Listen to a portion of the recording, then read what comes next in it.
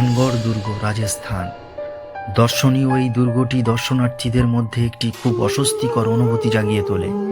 কিছু স্থানীয়রা বলে যে যারা এই দুর্গে অনুপ্রবেশ করেছিল এবং রাতে সম্পত্তিতে অবস্থান করেছিল তারা নিখোঁজ হয়েছে। মানুষ প্রায়ই দুর্গের অভ্যন্তর থেকে একজন মহিলার চিৎকার শুনেছে।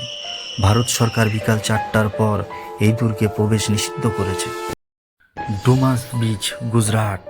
গুজরাট রাজ্যের ডুমাস সমুদ্র সৈকত হলো একটি শ্মশান স্থান, যেখানে বেশ কিছু ভয়ঙ্কর গল্প রয়েছে।